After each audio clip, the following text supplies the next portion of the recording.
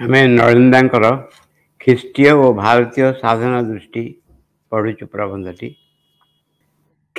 ଯାହା ହଉ ଖ୍ରୀଷ୍ଟୀୟ ଅବଦାନ ବିଷୟରେ କହୁଥିଲି। ତାର ମୂଳ କେନ୍ଦ୍ରଗତ ସତ୍ୟ ହେଲା ଏଇ ଯେ ଭଗବାନ ପୃଥିବୀରେ ଅବତୀର୍ଣ୍ଣ ହୁଅନ୍ତି ସ୍ୱୟଂ ମାନୁଷୀ ରୂପ ନେଇ। ପୂର୍ଣ୍ଣ ସ୍ୱୟଂ ନହେଲେ ମଧ୍ୟ ତାଙ୍କର ନିଜର ଏକ ଅଂଶ ଆତ୍ମପ୍ରତିମ ଆତ୍ମଜ। ଏବଂ ଏହି ଅବତରଣର ଏକମାତ୍ର ହେତୁ ଓ ପ୍ରେରଣା ହେଲା ତାଙ୍କର ସମୁଚ୍ଚତମ ପ୍ରେମ। ଦାନ୍ତେ ଯାହାକୁ କହିଛନ୍ତି ଆଦି ପ୍ରେମ ପ୍ରେମୋ ଆମୋର। ଭଗବାନ ପ୍ରେମମୟ, ମୂର୍ତ୍ତ ପ୍ରେମ। ସେ ପ୍ରେମ ମାନୁଷୀ କଳ୍ପନା ଭିତରେ ଧରାଯାଏ ନା। କହୁଛନ୍ତି ଭଗବାନ ଖ୍ରୀଷ୍ଟୀୟ ଅବଦାନ ହେଉଛି ସାଧନାରେ। ତାର କଥା ସତ୍ୟ ହେଲା ଯେ ଭଗବାନ ପୃଥିବୀ ପୃଷ୍ଠରେ ଅବତୀର୍ଣ୍ଣ ହୁଅନ୍ତି ସ୍ୱୟଂ ଭଗବାନ ନହେଲେ, କିନ୍ତୁ ତାଙ୍କର ଏକ ଅଂଶ ଆତ୍ମଜ। ଭଗବତ ଯୀଶୁଙ୍କୁ ଭଗବାନଙ୍କ ପୁଅ ବୋଲି କୁହାଯାଏ, ପୁତ୍ର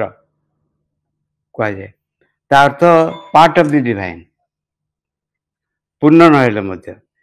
ଏଇ ଅବତରଣ କାହିଁ କରନ୍ତି ନା, ତା କାରଣ ହେଉଛି ତାଙ୍କର ବହୁତ ପ୍ରେମ, ଆଦି ପ୍ରେମ ଯାହା କହିଛନ୍ତି ଦାନ୍ତେ। ସେ ପ୍ରେମ ଏକ ମୂର୍ତ୍ତ ଶରୀର ଗ୍ରହଣ କରେ। ଆଉ ଏ ପ୍ରେମର ପ୍ରଧାନ ଉପାଦାନ ହେଲା ସହାନୁଭୂତି। କାହିଁକି ନା ଯେଉଁମାନେ ପାପୀ, ଯେଉଁମାନେ ଦୁଃଖ କଷ୍ଟ ଭୋଗୁଛନ୍ତି ତାଙ୍କ ପ୍ରତି ସହାନୁଭୂତି ଦେଖେଇ ସେ ଗୋଟେ ବାଟ ଦେଖାଇବା ପାଇଁ ସେ ଆସନ୍ତି। ମନୁଷ୍ୟର ଦୁଃଖ ଦୈନ୍ୟ ରୋଗ ଶୋକ ଦୂର କରିବା ଅପେକ୍ଷା ସେଥିରେ ଅଂଶଗ୍ରହଣ କରିବା ହେଲା ଏହି ପ୍ରେମର ଲକ୍ଷଣ ଅଭିବ୍ୟକ୍ତି। ମନୁଷ୍ୟର ଦୁଃଖ କଷ୍ଟକୁ ଦୂର କରିବା ନୁହେଁ, ସେଥିରେ ଅଂଶଗ୍ରହଣ କରିବା ହେଉଛି ଏହି ପ୍ରେମର ଅନୁଭବ, ଏହି ପ୍ରେମର ଅଭିବ୍ୟକ୍ତି ବା ଲକ୍ଷଣ। ଦୁଇଟାକ ଅଲଗା ଅଲଗା ଜିନିଷ। ଗୋଟେ ହେଉଛି ମଣିଷ ଦୁଃଖ କଷ୍ଟକୁ ଦୂର କରିବ, ଆଉ ଗୋଟେ ହେଉଛି ସେଥିରେ ଅଂଶଗ୍ରହଣ କରିବ। ପ୍ରେମର ଭଗବାନ ଅର୍ଥ ହେଲା ଆର୍ତ୍ତର ବନ୍ଧୁଜନ। ଏଠାରେ ଦୁଃଖର ଅଂଶଗ୍ରହଣ କରିବା ଭିତରେ ଏକ ବିଶିଷ୍ଟ ପ୍ରକ୍ରିୟା ରହିଛି। ତାହେଲେ ଏକାନ୍ତ ଜୋର ଦିଆ ହୋଇଛି ଅନନ୍ୟମୁଖୀ ଭାବରେ। ଏଠି ତାଙ୍କ ମଣିଷ ସାଙ୍ଗରେ ଭଗବାନ ଚାଲି ଆସୁଛନ୍ତି ଏବଂ ମଣିଷ ଦୁଃଖ କଷ୍ଟ ଭୋଗ କରୁଛି, ସେ ବି ଭୋଗ କରୁଛନ୍ତି। କିନ୍ତୁ ଆଉ ଏକ ବିଷୟ ଉପରେ ଜୋର ଦିଆହେଇଛି, ତାହେଲା ଭଗବାନ ମନୁଷ୍ୟର କେବଳ ଦୁଃଖ ସୁଖ ଭୋଗ କରନ୍ତି ନାହିଁ ଏବଂ ଭିତରେ ଯେ ଆକର୍ଷଣ କରିନିଅନ୍ତି, ଯେଉଁଥିରେ ମନୁଷ୍ୟ ଭାର ଲାଘବ ହେବ, ସେସବୁରୁ ମୁକ୍ତ ହେବାର ପଥ ସହଜ ହେବ, ସରଳ ହେବ। କେବଳ ଭଗବାନ ମଣିଷ ସାଙ୍ଗରେ ରହିକି ଦୁଃଖ କଷ୍ଟରେ ଅଂଶଗ୍ରହଣ କରନ୍ତି ଏତିକି ନୁହେଁ, ତାଙ୍କର ମଣିଷର ଦୁଃଖ କଷ୍ଟକୁ କିଛି ନିଜ ଉପରେ ଗ୍ରହଣ କରନ୍ତି ବା ଶୋଷି ଆଣନ୍ତି, ଯାହାଫଳରେ ତାଙ୍କର ଚାଲିବାଟା ଟିକେ ସହଜ ହେବ ମଣିଷର। ଏହି କ୍ଷେତ୍ରରେ ମନୁଷ୍ୟମାନଙ୍କ ସଙ୍ଗେ ତାଙ୍କର ନିବିଡ଼ ଆଦାନ ପ୍ରଦାନ ଘଟେ। ତାହାର ଚିତ୍ର ହେଲା ନୈଶ ଭୋଜନ। ଲାଷ୍ଟ ସପର ବୋଲି ଗୋଟେ ଅଛି। ଲାଷ୍ଟ ସପର ଅର୍ଥ ହେଉଛି ଯେ ଶେଷ ଥର ପାଇଁ ଯୀଶୁଖ୍ରୀଷ୍ଟ ଏକାଠି ବସି ଖାଉଛନ୍ତି, ରାତ୍ରି ଭୋଜନ ଯେଉଁଟା କୁହାଯିବ। ସେଥିରେ ସିମ୍ବଲିକ୍ ଦିଆଯାଇଛି ଏଇ ଯେଉଁ ମାନବୀୟ ଅବତରଣ କରନ୍ତି, ତା ଯଥାର୍ଥରେ ମାନବୀୟ ପାନୀୟ ବିତରଣ କରନ୍ତି, ଯେଉଁ ପାନୀୟ ବିତରଣ କରନ୍ତି ତା ଯଥାର୍ଥରେ ସେ ହେଉଛି ତାଙ୍କ ନିଜର ରକ୍ତ ଏବଂ ଯେଉଁ ଖାଦ୍ୟ ପରିବେଷଣ କରନ୍ତି ତା ନିଜର ମାଂସ। ଏ ଅନୁଷ୍ଠାନର ନାମ ୟୁକାରିଷ୍ଟ ଅର୍ଥାତ୍ ମହାକୃପା। ଖ୍ରୀଷ୍ଟଙ୍କର ରକ୍ତ ମାଂସ ଆତ୍ମସାତ କରାହୁଏ ଏହିପରି ଖ୍ରୀଷ୍ଟଙ୍କ ସଙ୍ଗେ ଏକାନ୍ତ ପୂର୍ଣ୍ଣ ସାଯୁଜ୍ୟ ଲାଭ ହୁଏ। ଏହି ଗୋଟିଏ ଦେହଜ ଅନ୍ତରଙ୍ଗ ସଂଯୋଗ ଫଳରେ ଭଗବାନ ମନୁଷ୍ୟ ମଧ୍ୟରେ ନେଇ ଆସନ୍ତି ଶୁଦ୍ଧି ତୃପ୍ତି ଓ ଶାନ୍ତି। ଖ୍ରୀଷ୍ଟ ଯେଉଁ ପାନୀୟ ଦେଉଛନ୍ତି ତାଙ୍କୁ ତାଙ୍କ ରକ୍ତ ବୋଲି କୁହାଯାଏ, ଯେଉଁ ଖାଦ୍ୟ ଦେଉଛନ୍ତି ତାକୁ ତାଙ୍କ ମାଂସ ବୋଲି କୁହାଯାଏ। ଏହାର ପ୍ରତୀକାତ୍ମକ ଅର୍ଥ ହେଲା ଭଗବାନ ଏଇ ଭାବରେ ମଣିଷ ସାଙ୍ଗରେ ନିଜକୁ ଦେବା ନେବା କରନ୍ତି ଏବଂ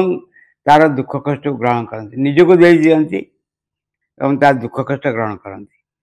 ଏହା ଫଳରେ ମଣିଷ ସାଙ୍ଗରେ ଭଗବାନଙ୍କର ଏକ ଆତ୍ମୀୟତା ସ୍ଥାପନ ହୁଏ। ଏ ଆତ୍ମୀୟତା ନେଇ ଆସେ ଶୁଦ୍ଧି ସ୍ୱସ୍ତି ଓ ଶାନ୍ତିର। ଭାରତୀୟ ଅବତାର ଟିକେ ଭିନ୍ନ ପ୍ରକୃତିର। ଏ ହେଲେ ଯୀଶୁଖ୍ରୀଷ୍ଟଙ୍କ କଥା। ଖ୍ରୀଷ୍ଟ ଏଇଭଳି ଭାବରେ ଅବତାର ନେଇଥାନ୍ତି। ଭାରତରେ ଯେଉଁ ବର୍ଣ୍ଣନା ଦିଆଯାଇଛି ତାହା ଟିକେ ଅଲଗା। ଭାରତୀୟ ଦୃଷ୍ଟିରେ अवतार होती प्रधान जुग प्रवर्तक अर्थात नूतन धर्मर बा नूतन करी धर्मर प्रतिष्ठा। भारतीय दृष्टि अवतार कौन अर्थ है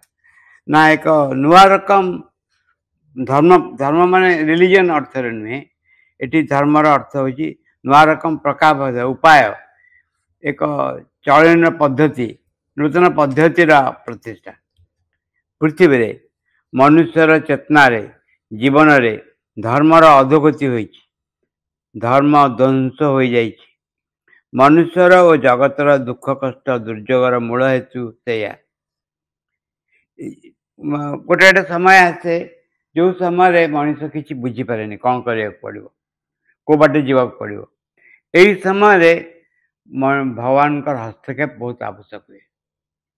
कौन करा पड़ो को बाटे जावाक पड़ो कौन सिद्धांत ना पड़ो चेतनार गोटे स्तर आउ गोटे स्तर को गला बेलू यही असुविधा आसी देखा दिए। धर्मर अधोगति हो जाइए धर्म ध्वंस हो जाइए मनुष्यर जगतर दुख कष्ट दुर्योगर मूल हेतु से एक अज्ञानर शक्ति आसुरिक चेतना मनुष्य जगत को अधिकार करे तार बसीभूत हो कबलित हो मनुष्य प्रवेश करे एक अंधकार आत्तर जीवन रे गोटे अंधकार भितर अज्ञान भितर पड़ जाए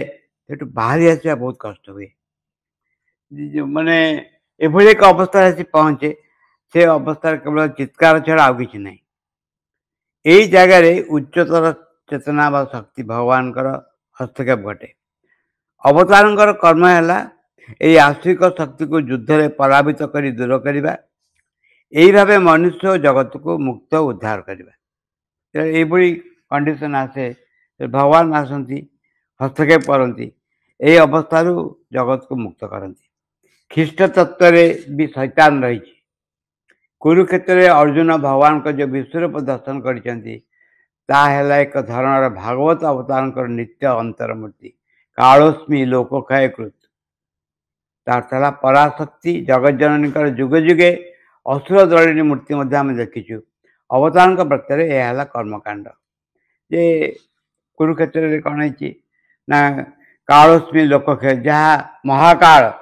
एवं सबू को से निज भीतर कौन भक्षण कर सब यही भाव अंधकार को से निज भीतर टाणी आणुचंती। अवश्य यही कर्म भी प्रतिष्ठित सब ज्ञान उपरे पूर्ण प्रेम उपरे से ज्ञान पछरे पुणी रही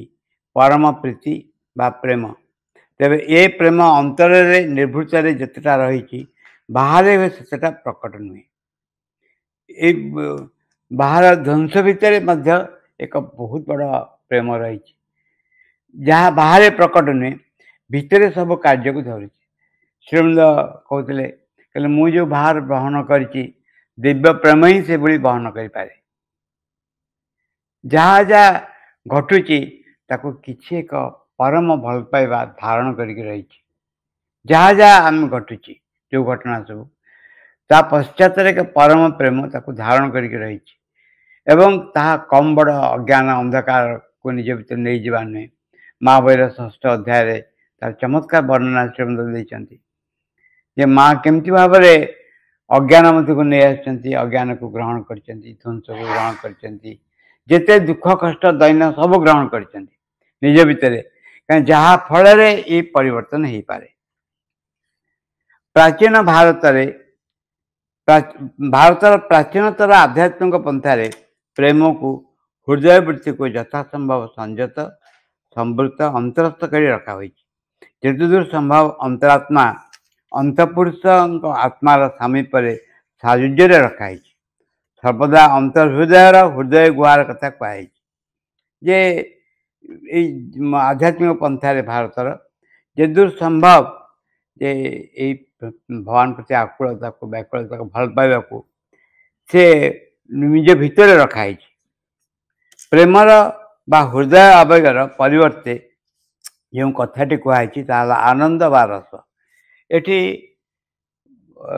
आनंद आवेग वस्तु आनंद साधारण वस्तु नुहे आनंद कोश बोली गोटे रही किंतु आनंद आवेग वस्तु भगवान प्रेममय एक कथा परिवर्ते बेसी कहुई भगवान आनंदमय रसमय मैं आनंद हूँ एक आउ एक डायमेंशन भगवान का स्वरूप हूँ से आनंदमय डिफरेन्स दुटाक विषय दुटा भितर रही प्रेममय पर जोड़ न दिखाई आनंदमय पर आनंद हूँ स्वरूप वेद उपनिषद यही आनंद और रसर वार्ता कहुई से जुगरे यार प्रयोजन थिला बोधे हृदय हृदय वृत्तिर बाह्य प्रकाश मर्यादा अर्थात आध्यात्मिक मर्यादा आसला पौराणिक जुगरे ताहा पूर्ण प्रकाश मध्य जुगरे ये क्षेत्र में ख्रीष्ट हेले जड़े पुरोधा बा अवतार दिव्य आनंद को से देइचंद एक ऐतिह्य प्रेमर मूर्ति मानुष रूप और छंद हृदय बा हृदय वृत्तिर बाह्य प्रकाश मर्यादा आध्यात्मिक मर्यादा आसला पौराणिक जुगरे पूर्ण प्रकाश मध्य जुगरे जे एको पूरापूरी डाउन टू द अर्थ भल पाइबा को देखी दिखाई पुराण रे महाभारत रामायण विभिन्न देखाई एवं यही जुगरे कि भाव में बंची हम तार उपाय देखी दिगला ए दिगरे ख्रीष्ट हेले जड़े पुरोधा अवतार दिव्य आनंद को से देइचंती एक अहिक प्रेमर मूर्ति मानुष रूप और छंद जीशुख्रीष्ण का जीवन हेले हम से एभली एक गभीर भल पाइबा को एक रूप देइचंती वैष्णव जगत में प्रेममय भगवान निज को प्रकाश करचंती किंतु किछिटा अपरूप भाव से प्रेममय भगवान को संगे ख्रीष्टीय दुखमय भगवान को कौन संबंध नहीं माने देख यहाँ को बुझा कष्ट ख्रीष्ट क्रॉस क्रुसिफाइड कराई ख्रीष्ट होती दुख कष्ट को धारण कर निज भितर किंतु हिंदू मत भारतीय मत जो भगवान को भल पाया कथा कही से आउ एक रकम भल पाइबा ख्रीष्ट भाव प्रेममय भगवान को संगे ख्रीष्टीय दुखमय भगवान का कौन संबंध नहीं वैष्णव भाव में भारतीय प्रथा प्रेम को आनंद दिगरे यथासंभव टणा रखाई एते एकांत कर धरा ताकू परिणत कराई हर्ष पुलक आह्लाद उल्लास रसमय को एते रसमय कर रखाई प्रेम परिणत होती एक सर्वतो भाव मधुर भाव श्रृंगार तिलक जे से वस्तु पश्चात प्राय संपूर्ण अपरिचित यही भाव में भगवान संगे मिलनर एक अनुभव जोटा पाश्चात कहीं जानते कि संभव नहीं भल पाई पारती जीशुख्रीष्ण को किंतु संगे साजुज्य हवा सालोक्य हवा संगे संपूर्ण मिसी जा साधर्म भी कहुई एकांत धर्म निज भर नहीं आसवा ये केवल भारत अन्न को जगार है ख्रीष्टीय भागवत प्रेमर दुईटी पुरातन बाइबल रे सोलोमन ज्ञान रे तार प्रतिध्वनि हुए हुए तो किछिटा मिल पारे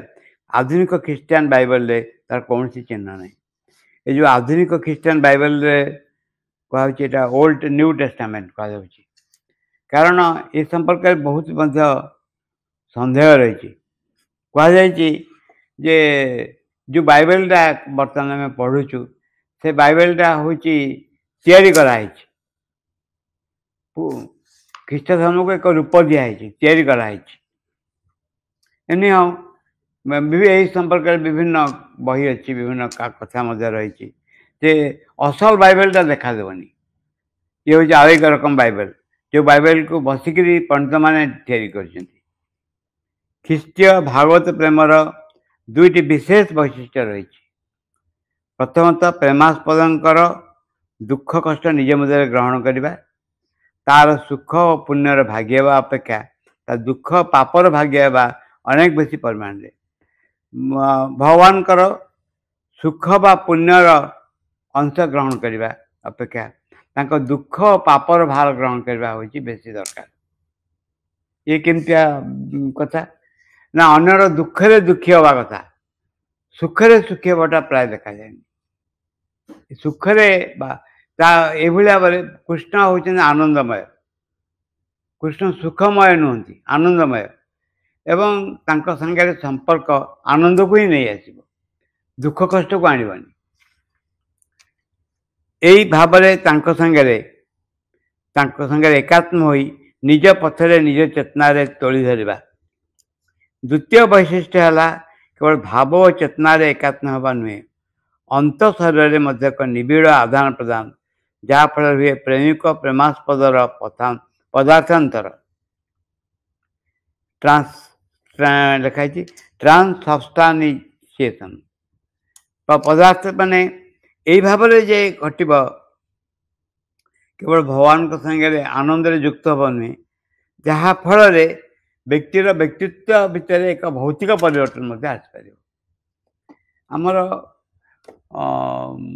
ଅଛି ସେଇଟା ଯେ ଅଷ୍ଟ ସାତ୍ଵିକ ଲକ୍ଷଣ ଅଛି। ଅଷ୍ଟ ସାତ୍ଵିକ ଲକ୍ଷଣ ହେଉଛି ଯେ ଭଗବାନଙ୍କ ସାଙ୍ଗେ ସମ୍ପର୍କ ଆସିଲେ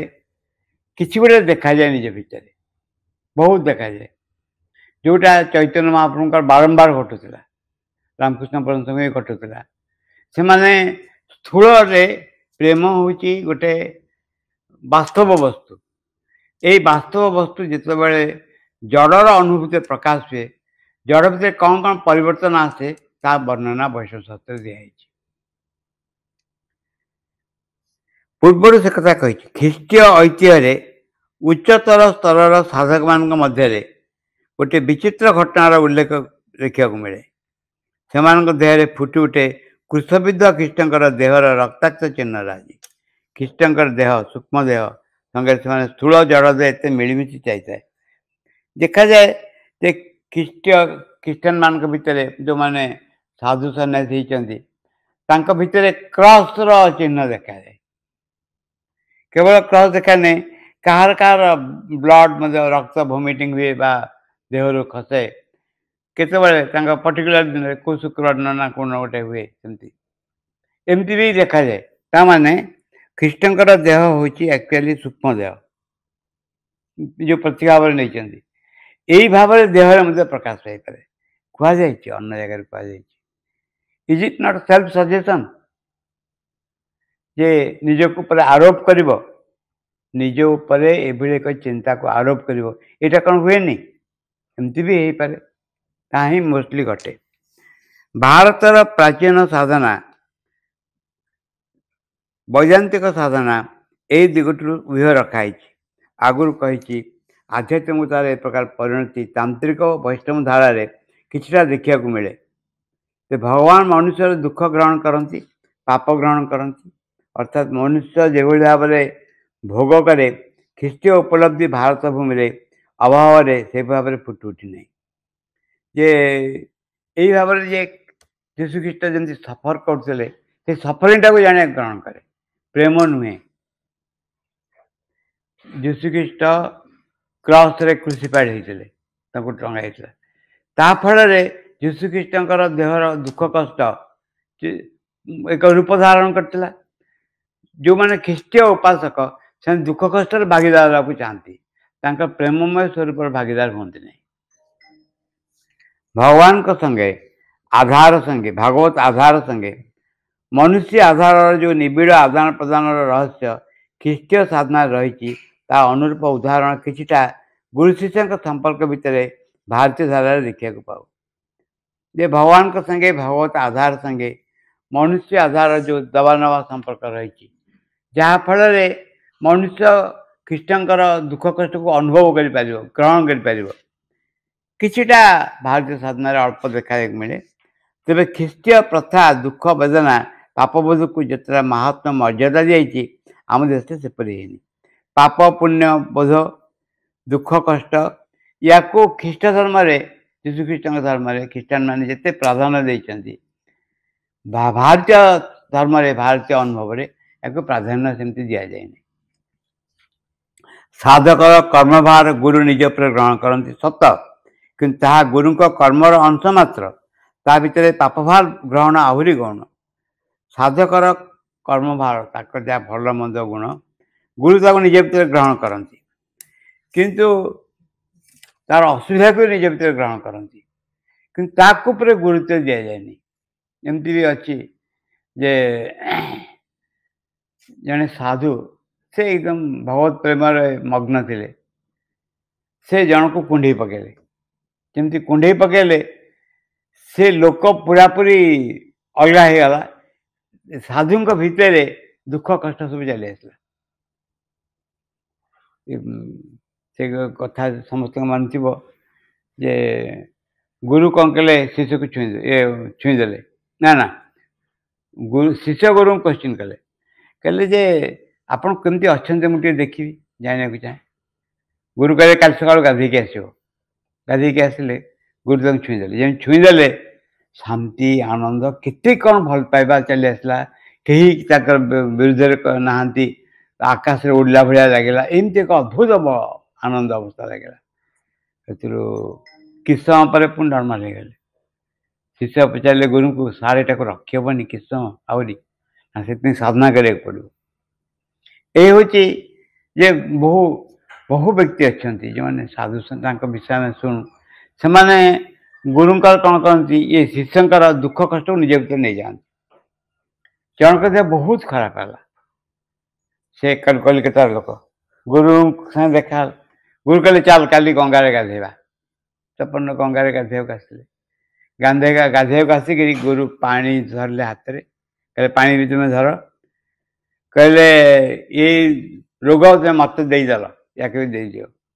सी जोर डरला देदियो मु कहूँ से देदेले गुरु संगे संगे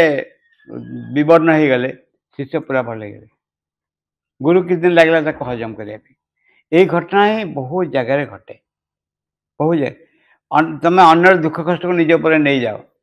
नहीं करी सफर कर जेहेतु तुम कैपेबिलिटी अच्छी हजम करने तुम हजम कर से व्यक्ति हजम करे से व्यक्ति से मुक्त हुए कर्मफल एमती नहीं हुए अन्यर कर्मफल दुख कष्ट को निज पर नहीं जाए हुए दूर करेंगे सफर जड़े करे किंतु जे व्यक्ति दिए से बुझीपारे से किंतु मुक्त हो जाए प्रकृति गुरु नहीं आसती आनंद आलोक सामर्थ्य ता ढाई दिखती शिष्यर आधार से अपना छाए शिष्यर सब भार क्रमे लघु हो जाए समस्त मलिनता छाए छाए पोछी हो जाए यह गुरु का अवदान गुरु कौन करते अन्य दुख कष्ट को नहीं आस शिष्यर निज भितर हजम कर दिखती ताफल शिष्यर भर कालिमा दूर हो जाए ख्रीष्ट होती मैन ऑफ सरोज तांकर बाणी हूँ blessed are they that mourn for they shall be comforted से माने होती कृष्णकर बाणी कौन है से माने होती सुखी आशीर्वाद प्राप्त जो मैंने कांदती अनुताप करती ख्रीष्ट समय अनुतापटा बहुत बड़ कहुए अनुतापटा किंतु भारतीय धर्म रे भारतीय शास्त्र यहाँ बड़ नहीं पार्टिसिपेशनटा हूँ बड़ जमती जड़े गुरुंकर चेतना को ग्रहण कर तेरे ख्रीष्टीय साधना रे दुखर चेतना पापर चेतना अनुशोचना जे एतटा प्राधान्य पाई कारण हुए तो ये धरण अनुभव नहीं आसे विशेष धरण तीव्रता एकाग्रता अभिप्सा आवेग साधना क्षेत्र में ए जातीय प्रेरणार विशेष उपकार और प्रयोजनता कह ख्रीष्टीय साधना रे जे दुख चेतना पाप अनुशोचना प्राधान्य पाई कारण यह गोटे संभवपर यह गोटे आस्फुरा नहीं आसपार जन जो कनसीयस हम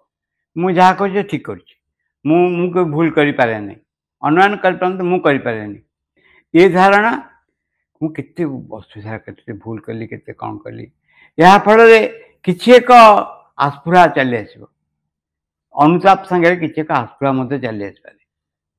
यहाँ हूँ बहुत आवश्यक ख्रीष्टीय साधनार दुख चेतना पापर चेतना अनुशोचना जे एतटा प्राधान्य पाई तार कारण हुए तो यह जे ए धरण अनुभव नहीं आसे एक विशेष धरण तीव्रता एकाग्रता अभिप्सार आवेग साधना क्षेत्र में ये जातीय प्रेरणार विशेष उपकार प्रयोजन रही कहवा बाहुल्य किसी एक अनुशोचना एमती ठीक है पाश्चात्यर ऐतिह्य संस्कृति आम जपरी देखू ट्राजेडी महात्मा एकांत भाव एकांत भाव फुटी उठी थाए आध्यात्मिक क्षेत्र ख्रीष्टीय धारा तारी धारा चलला मन हुए यह जपरी दुख भोग दुख अभिघात फल कैथोलिक चित्तशुद्धि जे साधारणतः ये घटना घटे साहित्य प्रकाश पाए से हूँ दुख जो अधिकांश जो मैंने तथाकथित आगे आगे बेसी थे ए धारा चेंज होगा आरंभ कलानी आगे थे कौन सी गप ता जदि ट्राजेडी शेष न गप भल लगे किसी प्रोब्लेम देखी दिया सल्यूशन देखी दिया सब बेले घटना घटी आसे ख्रीष्टीय धारा हूँ से भाया पाश्चात्य देशर धारा प्राय से भाया जे सब देखे प्रोब्लेम जन प्रोब्लेम पड़ुची कई भूली जाती सीटा गोटे कथा जो कौन सी पाठक बही पढ़े से निजक आइडेंटिफाई करे चरित्र मान सागर जदि तुम्हें चरित्र को उन्नत कर देखेब समस्या बाहर आसा देखेब समस्ते तो समस्या पढ़ुं पाठक भी समस्या पढ़ुची से बहीटा पढ़ुची देखापी कौन हो लोकर अवस्था जब से बाहर आसे निजे रिलीफ फिल कर मुझे बाहर आसपारी एकथा न करी समस्या पकई देकी बही की बंद करदे ये गोटे अपराध भाया लगे ये गोटे सहानुभूति नुहे ये घटना ही घटे ख्रीष्ट कहते I came not to bring peace but a sword ख्रीष्ट कहले मु शांति आनी खंडा आने की आसी कथा कहते खूब अर्थपूर्ण अर्थ ये मनुष्य है जोधुर आत्मा ताको युद्ध कर चलिया हुए रातिर अंधकार आगे जावाक हुए कते अंधकार ठेली ठेली dark night of the soul शैतान राज्य रे शैतान वाक्य आम देखु दांते मतरे आध्यात्मिक सत्ता अंततः एक तृतीयांश है नरक अंधकार आ एक तृतीयांश हूँ आलुओ अंधकार बाकी एक तृतीयांश है केवल आलोक कार्यतः ख्रीष्टीय साधक मान जीवन में पृथ्वी प्राय समस्त किसी रातिर अंधकार महानिशा जो मैंने ख्रीष्टीय साधारण करती आनंद नुहे अंधकार भितर दौड़ दौड़ी जावाक पड़े मन हुए सब बेले मन हुए जे शेष हो गला बेले एक दिन चलीगला एमती दुख कष्ट बोकरी आउ के दिन चलीज यही भाव ही आसे यही भाव परवर्ती काल रे एक प्रतिवाद रूप नहीं जहाँफल शैतान अंधकार रात्रि जमी कंटिन्यू करी चली बहुत बड़ जे dark night of the soul जने संघर्ष कर enable to come out of it संघर्ष कर enable to come out of it जमती गोदड़ा कहती जिते कोड़े से माड़े बेली ठीक से भाव में जहाँ जहाँ आम घर परिष्कार कर दूचु भावुचु परिष्कार कलु बेली पुणी देखा पुणी मलिया भर्ती हो जाए एक अद्भुत असुविधा भितर देखिए व्यक्तिर आत्मा लीड कर ख्रीष्टियान साधना रे अंतचेतना रातिर अंधकार स्थान दिखाई अनेक आम जानू ख्रीष्टीय साधना रे रातिर जो जो अंधकार भितर साधक जाए तार विस्तृत वर्णना अच्छी किंतु आउ एक पथ अच्छी दिनर पथ सूर्यालोकर पथ सूर्यजान श्रीमंत जहाँ कहती सनलिट पाथ भारत साधना आध्यात्मिक साधना से पथे ही अनुसरण करने चली सब दुख कष्ट देकी जीव कथा नुहे बुझी हुए आवश्यक थाए कौन कह प्रोब्लेम टा मुझे चैतन्य महाप्रभु पुरी अच्छा राघव राघव झाली बेली गोटे अच्छी चैतन्य चरितमृत अच्छी से कौन कर